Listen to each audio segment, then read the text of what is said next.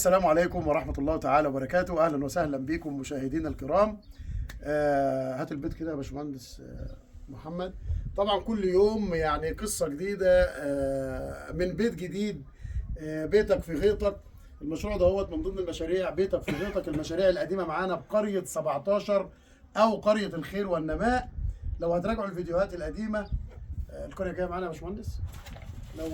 لو هتراجعوا الفيديوهات القديمة هتلاقوا المشروع كان جنب القرية ب 250 متر، يعني بين الأرض والقرية قرية لسه هتتعمل جديدة. المنطقة الفاضية ديت يعني اللي معانا في المشروع ما شاء الله تبارك الله لا قوة إلا بالله، يعتبر بيته في غيطه في القرية. يلا ادي عنوان جديد اهو، بيته في غيطه في القرية.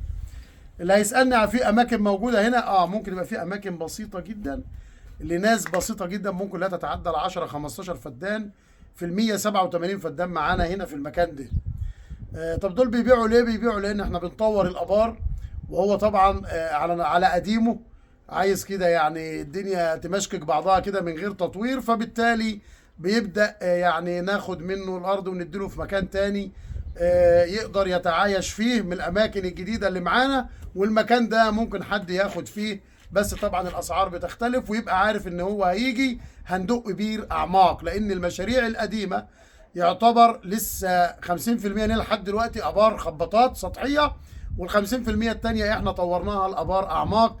عشان كده احنا قلنا اللي يصعب علينا هيفقرنا ويفقر نفسه. طورنا الابار الجديده في مشروع بيتك في غيطك الجديد، عملنا الطاقه 175 على طول، والغاطس 175 على طول.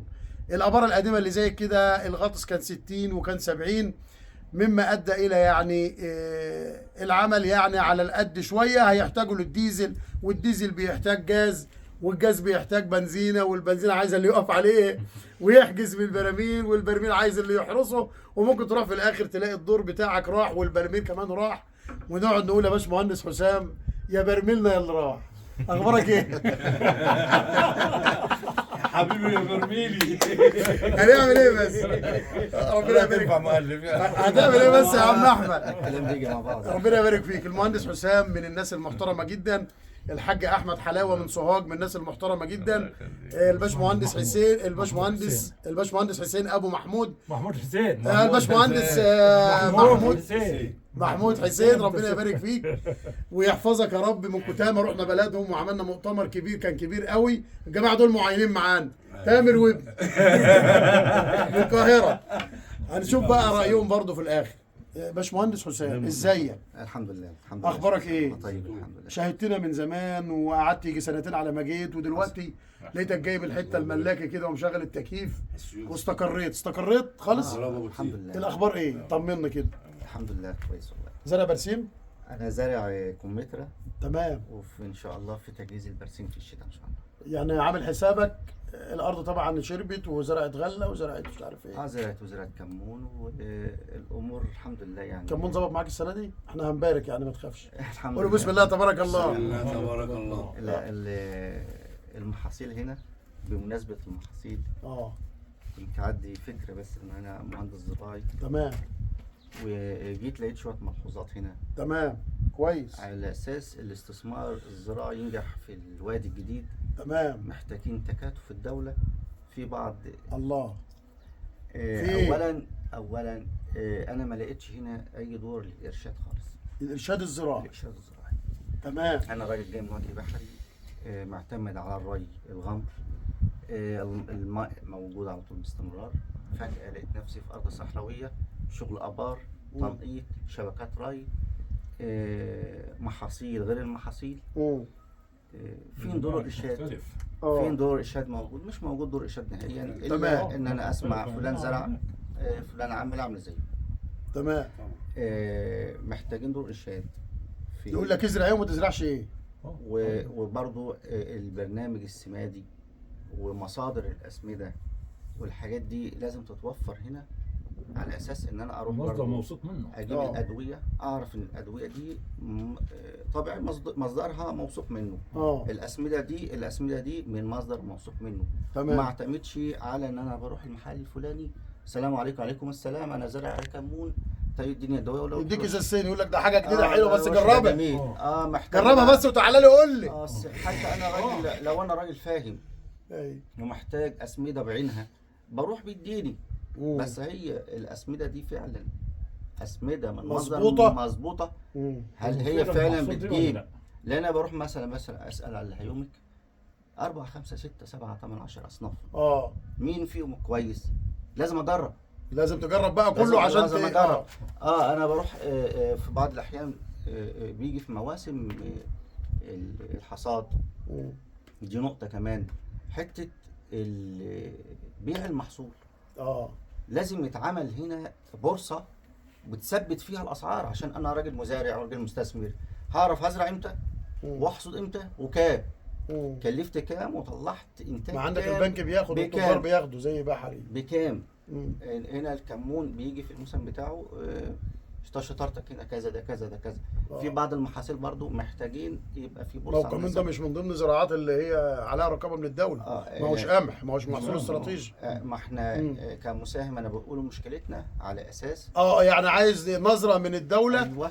لترسيخ قواعد الارشاد الزراعي واعاده هيكلته من جديد. الارشاد الزراعي الارشاد الزراعي يا جماعه لما نيجي نبص زمان في بحري، وكلامه صح الباشمهندس ما شاء الله عليه، ان هو يعني لفت نظرنا الحاجه دي. الارشاد الزراعي اللي كان بيجي عندنا في بحري زمان يا باشمهندس، ايوه، كان بيلف على الغيطان في التوقيتات على الفلاحين، والفلاح لا يدري يقول له انت عندك رش قطن النهارده. كان بيبدا اساسا من معاد الزراعه. دي حقيقي. نوع التقاوي، كميه الكيماويات اللي بتتحط في الارض. تمام. ري على ميعاد كام يوم، المكافحه، الدوره الزراعيه للزراعات الناشف والطري. مش بتتكلم عليه؟ الحصاد امتى؟ الباشمهندس بيتكلم على مراكز الارشاد الزراعي، ودي اصلا اداره من ضمن ادارات وزاره الزراعه ان تفعل وتدعم في هذه المنطقه لتوسع هذه المساحات. يعني يبقى في عندك محاضرات، مش انت تقصد ذلك؟ يبقى في محاضرات توعيه للفلاحين اللي زي حالاتي بالمناسب في البيئه دي. المناسب في البيئه دي، ازرع كمون النوع كذا اللي شكله كذا، يتزرع في توقيت كذا عشان هنا الحراره كذا. تقصد ذلك؟ تمام. كذلك لا، في الارشاد الزراعي لو هناك منبع ومنفذ لبيع الادويه حتى لو كانت غاليه شويه. ركز في الكلام. زمان كان يجي الدواء من الجمعيه بالجرام. انا فاكر الكلام ده ايام القطن، كنت بطلع الدوده كتير وكان بيطلع عيني لما قفايا اسود يعني. بقى كانت تيجي امبول كده. ايوه صغير، وينحط على الموتور الميه الكبير. كان يجي عم احمد جمعه الله يرحمه، كان يجي على دماغ الارض يجيب الحصه بتاعتك بتمضي عليها على دماغ الغيط. يعني كان يجيب لك الدواء على دماغ الغيط وتمضي عليه ان انت استلمته ورشناه بالفعل. شفت بقى الشغل؟ ايوه. بناء عليه كان في انتاج. كلام جميل. شوف الفدان القطن كان بيجيب كام انطار قطن، شوف القطن كان شكله ايه، طول التيله وغيره زمان. صح. فدور الارشاد الزراعي ربنا يبارك فيك يا باشمهندس. فاحنا بنناشد جميع المسؤولين، وزاره الزراعه، جميع المسؤولين في وزاره الزراعه، تكثيف المراقبه على توعيه الفلاحين في منطقه الوادي الجديد، تكثيف المرشدين الزراعيين او الارشاد الزراعي للدوره الزراعيه من عدمه. يعني ينزل كده محاضرات، ازرعوا كمون نوع كذا، ازرعوا قمح نوع كذا، مصر واحد، مصر اتنين، بني سويف واحد في الارض الجديده يا عم احمد يا حلاوه، عشان دي ارض جديده، وبني سويف واحد بتستحمل الملوحه شويه، صح ولا لا؟ لان بني سويف واحد اللي هي المكرونه يعني. تلاقي السبله كده سودا، احنا كفلاحين نقول لك امتى والتسميد امتى وهي امتى، هي الاولى امتى، مدتها قد ايه، بين الاولى والثانيه كام يوم. تجهيز الارض بالظبط. ايوه. بدايه من بدايه الانتاج، من ما قبل الزراعه الى ما بعد الزراعه. جزاك الله خير. عم احمد، عم احمد حلاوه من سوهاج، لما غابوا علينا السوهاجيه قلنا احنا نجيهم. اخبارك ايه؟ الحمد لله. منور هنا والله. ده نورك يا ايه الاخبار هنا؟ اتفضلوا كده كتير تمام. الحمد لله. شويه حاجات بسيطه كده عايزه تتظبط في حفر بير اعماق بتاع الدنيا تبقى تمام، ولا في حاجه غير كده؟ ان شاء الله ربنا اتفضل يا باشا. لا كوبايه. في حاجه غير كده؟ ولا حاجه. الناس هيقولوا عم احمد بيقول ان شاء الله ان شاء الله، يبقى زعلان من حاجه. لو زعلان من حاجه قول. لا مش مهم. لا كوبايه. ربنا يبارك فيك. والله انا ما زعلان، انا جايتك دي بسطاني اخر انبساط لانه خلصنا الصيف لسه. ايوه ربنا يبارك فيك يا عم احمد. والله اهم حاجه هو دايما اي حاجه، تقعد جنب هنا. اي حاجه، لا سيبه اي حاجه بيبقى بدايتها صعبه، هو لازم. واحنا يعتبر كده يعني بدانا في بدانا في زق البدايه. بمعنى ايه؟ هو في بدايته كل شيء صعب، لازم يبقى صعيب. بس المشكله انك انت مش يعني انت فاهم، بس في غيرك مش فاهم دي صعب ولا دي سهل ولا دي عاوز ايه. ما احنا بنطالب اهو عشان ماشي. العقليات بتختلف. ايوه، فطبعا دي برضو بيتعب. ما انت بيتعب ماديا وبيتعب جسمانيا وبيتعب عقليا وبيتعب الدنيا كلها. ما هو اللي ما فاهمش ده هيتعبك. ايوه ما هو لما يكون قدام يعني هيقول لك اجعل عدوك فاهم. صح. ولو عدوك فاهم هيضربك الخط. اقول لك على حاجه يا عم احمد، صلى على النبي، ما فيش حاجه بتيجي مظبوطه 100%، لازم يبقى في عوائق وفي ضريبه. لازم يبقى في باشمهندس، مسؤولية، لازم. اخبارك ايه؟ الحمد لله. بتفلح والله. بالحته البيضاء ولا ايه؟ من ساعة الشغل لبس تاني، والوقت شغل قاعدة لا والله، يعني دي بتاعت العصر. طيب. بتاعت العصر. بعد أخبارك- الشغل في الارض. اخبارك ايه؟ تمام والله. عندك برسيم ولا لا؟ عندي برسيم حجازي ما شاء الله، امريكاني كمان. الصلاه على النبي والله. امريكاني. طبعا. ما شاء الله. ما شاء الله. الحاج احمد اللي بيشتغله عارف برسيمها ازاي بيوديه الشغل. والله بيعرف هو الفدان بيجيب كميه قد ايه. الحمد تمام. لله. عين تمام. لسانه ما شاء الله. اللهم صل على النبي. والله. الشون ده عملت رواج يا عم احمد، صح؟ ايوه طبعا. عملت رواج في البلد. اكيد انت عارف لولا الشون ده والله العظيم الناس ما تبقى تاكل. شفت سبحان الله. والله العظيم شغلانة فتحت مجال شغلانه لولا الشغل الشون كذا. دي اللي فاتحه في بتاعت الواد. البرسيم. شغلانه وريتها لك. البلد ان هم تلقاها واقف. المناشر دي يا حاج اسامه اللي انت قصدك عليها. الشغل ده. مناشر الشغل. رطوبة معينة ويكبسوه ويصدروه. لولا ليه؟ طب يعني اشمعنى في البرسيم والخضروات والحاجات دي ما عملوناش ليه مثلا؟ ما هو بقى لازم. ما هو ده برضه يعني عاوز افهم ما يعني. هو ده برضه اللي احنا بنطالب بيه. طب ما انا يا باشمهندس دلوقتي عندي ملحوظه برضو، معلش يعني. انا نفسي ازرع كل حاجه استفيد منها وافيد المجتمع اللي انا عايش حواليه. اضمن منين اللي انا اطلع الداية قوت اخد منها انا 5 كيلو وهي تروح اعرف اصرفها، ولا ارجع ارميها تاني في الارض؟ لا، في زبالة؟ تصريف، في تصريف هنا ممتاز، كل يوم في موجود. سوق. انا نفسي ازرع حاجات كتير حلوه تفيدني وتفيد المجتمع اللي انا حوالين منه، بس مش لاقي حد كل حاجة يوجهني. لا، كل حاجه موجوده في الاسواق. مش لاقي حد يوجهني. ما هو ده بقى احنا بسمع محتاجين الكيماوي، بسمع ملعوب فيه كتير، وزي ما انت حضرتك قلت دلوقتي فيه 40 نوع. انت عاوز تجيب واحد زيي؟ عندي امنيه ان انا يبقى عندي ارض استفيد منها وافيد المجتمع، واروح اقف قصاد واحد يغشني ويديني حاجه انا مش ضامنها، وابص على نفسي عرق وشقايه بالظبط، او يدينا حاجه هنرجع مش للاصل ضرورية. بقى، الاصل اللي هو ايه؟ ما انا برضو الأصل معاوز اللي هو مصداقيه التسويق ومش الذاتي. واثق في حد، مع قطع كلامك يا حاج اسامه، الا لما يكون راجل مسؤول قصاد مني يتقال عليه ده تبع الحكومه. انت فلاحت قبل كده؟ كتير. فلاحت؟ فين؟ في السويس، في دمياط، في شربين. ما شاء الله. اشتغلت حاجه. في الفلاح؟ والله. انا دخلت على حته ارض جنب وحده عسكريه زرعتها بقدره قادر كركديه. كان عود الكركديه الشجره طول مترين. ما شاء الله. انا زرع هنا اهو. والله وجود هنا صح. اكلت شربت كل اللي حوالين مننا من ضمنهم الوحده كركديه. انا زرع هنا اهو، بس كويس. حاجات خفيفه يعني. انا شايف الزرعه دي حلوه وانا ممكن اقدر هنا ازرعها بتكاليف قليله، بس اوزعها فين؟ لا بتتوزع، بس ازرع انت اطلع بس. المنتج بتاعي انا، لا ازرع. اطلعه لا في تجار هنا بياخدوا كل حاجه. شد حيلك انت بس وازرع. الانسان عدو ما يجهل. انت عشان يعني جاي في المنطقه لسه واول يوم انت منين الاول؟ من الزيتون. من الزيتون؟ القاهره. يا صلاه النبي. لا هنا الزيتون والليمون، وان شاء الله ربنا الزيتون يا يكرمك. باشا، وسرايا القبه وحمامات القبه والحلميه والمطارق.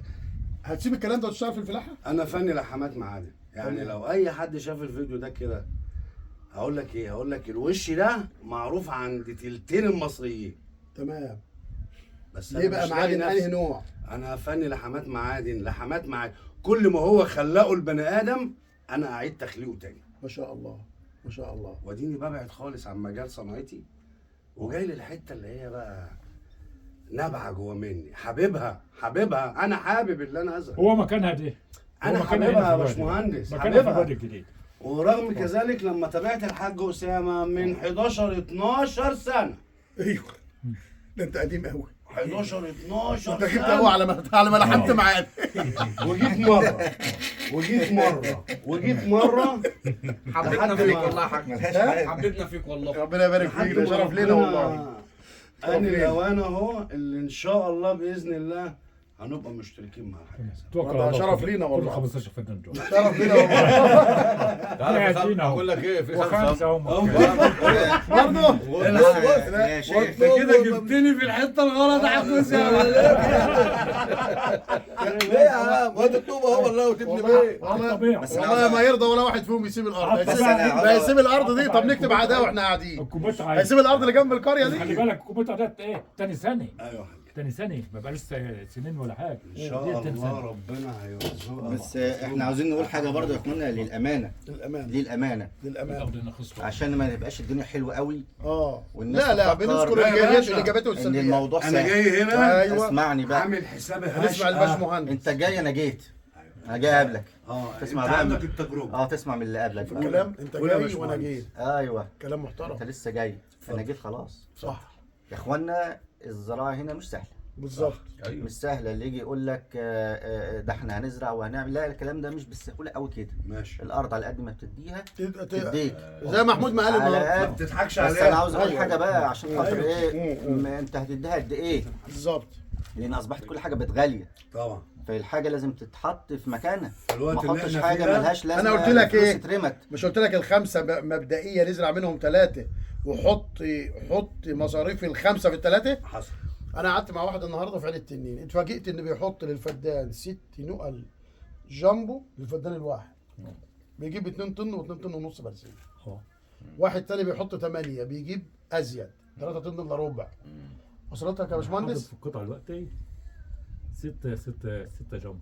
اللهم صل على النبي. اللي انا كنت باخد فريد بسم الله. 6 جنب. بسم الله ما شاء الله.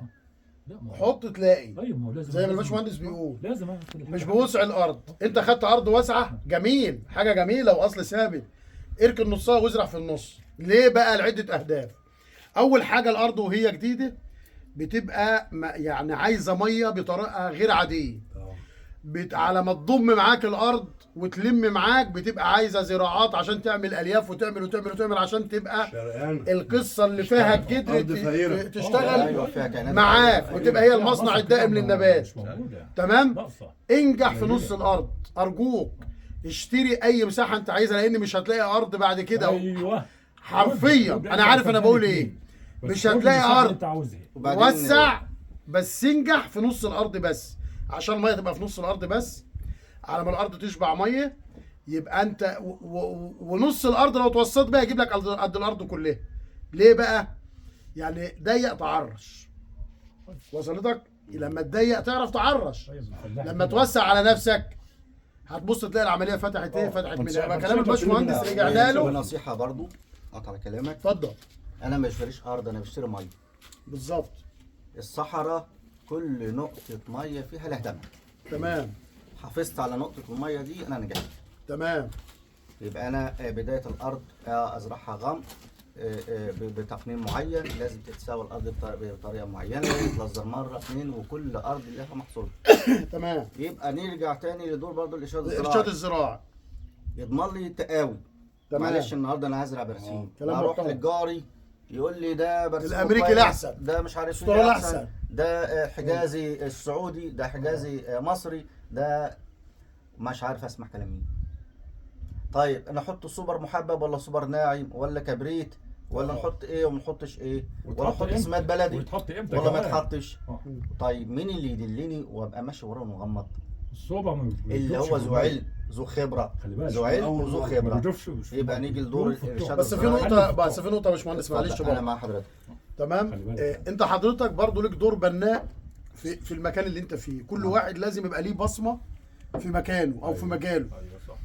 ما هي بصمتك؟ بصمتك انك تعمل ارشاد زراعي داخلي خاص للناس.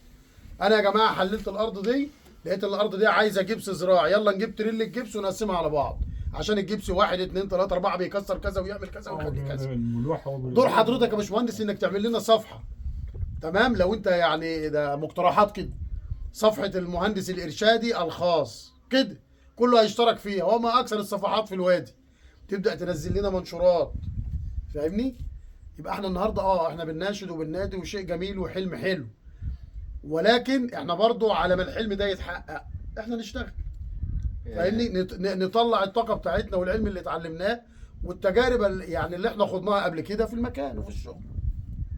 احنا مش عاوزين نسهل الامور لدرجه ان الناس تيجي تلاقي الجو صعب عليها، فتقول الشيخ اسامه كان بيقول لنا هاتوا البذور على كتفكم وتعالوا، واخد بال حضرتك، والكلام يتمسك علينا مع الايام. صلى على رسول الله، صلى على رسول الله. لازم يا اخوانا اللي يجي انا بالنسبه لي اللي تاكدت منه وتيقنت منه حقيقي اللي هو موضوع الميه، بير الاعماق وبير الخباط. ايوه انا بشتري ميه. كل ما فيش حاجه تاني فيها مشاكل خالص. الميه هي الاساس. تمام. احنا بعنا هنا بير خباطه باسعار تتناسب مع حفر الخباطه. لما نيجي نعمل اعماق الفدان هيزيد 30,000. هي ودنك فين يا جحا؟ ما هي تمام. بس انت ما كنتش، بدل ما كنت هتاخد 20 كنت هتاخد 10 زمان. نعم. هي دلوقتي ما احنا قلنا اللي هيصعب علينا هيفقرنا. النهارده بقينا نعمل البير اعماق، بقينا نعمل البير على طاقه شمسيه 175 كيلو، يعني نزل من بتاعتك 100 كيلو. تمام. دي هتكفي ولا مش هتكفي؟ ان شاء الله هتكفي. طيب النهارده احنا لما نبقى قضينا على القصه دي، وان احنا بنرشدك على قد معرفتنا عن طريق الاحباب اللي زي حضرتك للتجارب التي قد خاضوها، ايه الصح وايه الغلط. تمام.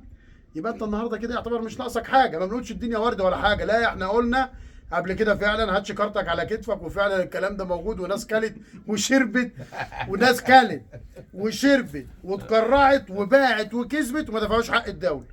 اخدك تبقى عارف. ما هي القصه زي ما احنا قلنا، الناس يعني تيجي وتلتزم للدوله زمان ما جوش التزم، هو كان ويشير مش عايز يدفع حق الدوله، مبلطق. طب مبلطق، ما الدوله هتيجي تضربك على دماغك ودماغ اهلك في البلد غصب عنك وعني. انت هتوقفني قدام الدوله ازاي؟ واخد بالك؟ واحد يقول انا ما ادفع لي كما يا رئاسه الدوله جايه، ادفع لك بايه؟ ادفع لمين ولا مين؟ تعبيط. في حد لا يحك ظهرك الا ظفره. انت جاي وعارف الارض عليها فلوس، يبقى تزرع وتقلع وتلتزم وتبقى ما تفرشحش. خدت 20 فدان ازرع منهم يا راجل 10، ازرع منهم 7، خدت 5 فدادين ازرع منهم 3 مبدئيا، انجح فيهم. الراجل النهارده قال لي انا بحط 6 عربيات للفدان سباخ. انت عملت كده يا عم احمد؟ ايوه انا عملت كده. 6؟ لا انا كنت اجيب سبق من البلد مش من هنا. ليه؟ والله كنت اجيبه من موصوف ولا ايه؟ لا والله كنت كان اجيبه بينزل بالعربيه. العربيه وهو جاي جديد برضه، عاوز ياخد حاجه واثقه، يحط ارض جديده، جايب من البلد عشان يبقى موثوق فيه. بس ماد موثوق منه. يعني تقريبا 6 عربيات جامبو للفدان ولا اقل؟ لا هو ممكن يكون كده. فرق معاك في البرسيم؟ واتحرق البس. من كل السباح؟ لا بقيت الميه. بقيت الميه. برضه هنرجع لمربط الميه، هنرجع لمربط الفرس. يبقى النهارده الابار الاعماق هي الاصل. بيتك في غيطك ده حلم جميل بنحققه، ولكن بيعوز زقه كده من اخواننا، بنعوز زقه كده من اخواننا بس ان هم يكملوا المسيره. هو خد ارض قريبه للقريه، هو خد ارض مستصلحه، هو خد ارض مطوره، هو كل حاجه كويسه، ولكن زقه بسيطه وهيبقى وصلنا لبر الامان. ولكن على المجمل ان المشروع الزراعي هو الاصل الاصيل، وانك تبقى قاعد في بيتك كده يعني في البرندة يا باشمهندس بالطريقه ديت، وعم احمد مبسوط وعم حسين زعلان. اهم حاجه عنده الميه. هيلموا لنا ان شاء الله الناس، هندق لهم ابار اعماق زي الابار السابقه في منطقه عين التنين، وبقت الدنيا مريحانه ومريحانه حقيقي بطريقه غير عاديه. وانتقل الفدان من 25 ل 250، من 30 ل 250 بين يوم وليله. هي كده. ليه؟ التهيئه النفسيه. عم احمد بقول لك الطوبه اهوت وانا مش عارف ما عملتش، ما بنتش اما ادق بير اعماق الاول، الناس مزهقني. فان شاء الله انتوا بس تجمعوا لنا الناس وبنعمل معاهم قعده، وبنبدا نعمل تفريده للي موافق واللي مش موافق واللي عنده تعثر. والله في هنا تمويل، شركه هي بتمول اللي عايز يفحر ابار، والله في هنا كذا في هنا كذا. ولما الناس بتلاقي خطوات، لان احنا فوق ال7 8 ابار خدناهم بالطريقه دي كده. الموضوع ما بين المؤيد والمعارض، فلما تبدا تقنعه وتضغط عليه وتضرب على ابوه وعلى اخوه وعلى شريكه وعلى اللي مشغله، الدنيا بتتحل. ولكن اذا اتوجدت النيه. ايه رايك في الوضع هنا؟ اول مره ولا تاني مره ولا تالت مره؟ رابع مره للبلد دي. وما لحمتش. واجي على حضرتك واقابل اخوك واتجول برضو وانزل معاينه واخد بعض وارجع لحد ما ربنا سبحانه وتعالى أذى. أذن. الحمد لله. اللهم لك الحمد. علقت يعني يعني وضع البلد هنا ربنا يعينك. ربنا يعينك. بص وضع البلد هنا شبطت صحيح. انا هنا ما شاء الله يعني شايف الناس عايشه. نتمنى البلد مصر كلها تيجي هنا. يا والله باشا احنا حاسس ان أنا احنا في من دوله شوية- تانية، احنا عايزين الدوله تيجي هنا. ما قاطع كلامك يا باشمهندس، اتفضل. انا من شويه بقول للحاج اسامه واحنا جايين في العربيه قلت له انا عاوزك توريني انا عايز اشوف الناس اللي عايشه في الايه، في الارض. في البلد دي عايشه ازاي. انت كده شفت حد ولا لسه؟ طبعا امال ايه، عديت على كذا قريه، عديت على ناس ما شاء الله قاعده في اماكنها، في الغيط. جايبه عيالها، جايب اولاده، بقت في حياه مستديمه. وانت بقى كمل. كمل. إيه ما انا مش هستنى حد يجي يعمل لي حاجه. معلش يعني في اللفظ عايزه فلوس، عايزه فلوس، بس انا ممكن باللي على قدي زي ما قال كده الحاج اسامه ده أمشي. يتعرش. امشي واحده واحده. انا واخد 5، هخش في ال5 هبقى قاعد يعني ايه، ظهري اتكشف مفيش حتى جنيه. طب ما انا اشتغل في جنيه هنجحهم بس، والباقي اللي معايا اللي انا هصرف منه بعد ما اخلص من الاثنين دول ما انا هخش على الثلاثه. مظبوط. ما انا مش طول ما انا شايفها قرعه كده قصاد مني كده صفرة، انا مش هستريح الا لما الاقيها خضرا. ما انا جاي هنا عشان اخدرها. يا باشا صلى على النبي. صلى الله عليه وحد لا الله. اله الا الله. الموضوع مش عافيه بس. ماشي يا باشا، ما انت اللي انت بص يا باشا، بتتكلم انا فيه. لو حابب يا عم احمد، انا لو حابب الزراعه فدي حاجه في طب يا باشا ما في حته هنا اهو. طب انت بقى بتزرع. طب في حاجه هنا اهو. طب اسمع عم صلى على النبي. اسمع عم احمد. انت دلوقتي جيت دورتك اهي، دورك اهو على 22 يوم. ايوه ماشي، جاي غيم.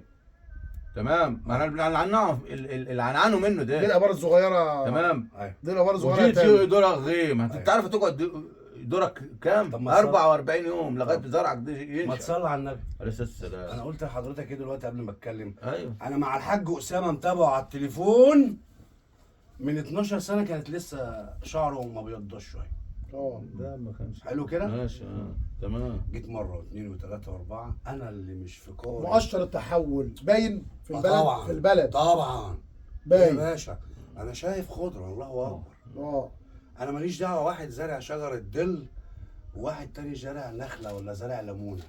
انا بسقي دي وبسقي دي. لا انا بالنسبه لي تامر مش هزرع شجر دل. انت جاي بص. أيوة. انت ابوك مبسوط معاه ولا لا؟ مبسوط معاه طبعا. بجد اسمك ايه؟ حضرتك ايه؟ فراغ. فلاح، آه. ابن فلاح، ابن فلاح، ما خرجتش من ارضك. مين قال كده؟ انا يعني بقول عليك انت. مين قال كده برضه؟ قاعد يعني في الزراعه. يا عم قاعد ومتداول في جميع المطار. حلو. يعني اكتر. يعني انت اللي بيقول. مقصود كلام اللي انت ليك في الزراعه اكتر مني بكتير. تمام، ماشي، ممكن تمام. بعمري ما بحاجه. أنا بقول انا عندي لك 50 أهو. سنه اهو، ممكن انت تكون بتزرع من 50 سنه. ماشي. بس انا ممكن بقى اجي في فكر انجح عنك. ممكن وارد. فعلا والله حصل. ايوه، والتلميذ يعرف عن احنا عندنا رائد ما شاء الله انجح من في ريف. ايه؟ عندنا أنا خالد عندي سعيد إصرار، ما شاء الله. عندي اصرار ويقين بالله، يقين بالله ان شاء الله، ان شاء الله باذن الله ان شاء الله. هخطي الخطوه دي واللي بقى على الله. نعم بالله. اما بقى انا بزرع، لا يا باشا انا ما بزرعش. كم دقيقة كده؟ ده ربنا هو اللي بيزرع مش 37 40. مش ربنا سبحانه وتعالى قال في القرآن أأنتم الزارعون أم نحن الزارعون؟ أنا سبب، بس أنا عاوز بقى واحد زي الباشمهندس كده يوجهك. يصحح لي المعلومة، بدل ما تعمل كذا تعمل كذا. ده انا كنت بقول زي ما الباشمهندس كده قال. مم. ربنا يديكم الصحة يا رب ويخليكم لينا عشان احنا بنستفيد منكم. امتى تحط تقاوي. النظرات. النطرات؟ امتى تحط الحاجة دي؟ عارف انت، انا كتبت الحرف بس حضرتك هتحط النقط على الايه؟ ايوه. على الحروف. عاوز تاخد مني اجر، خد اجر، بس اديني المعلومه صح.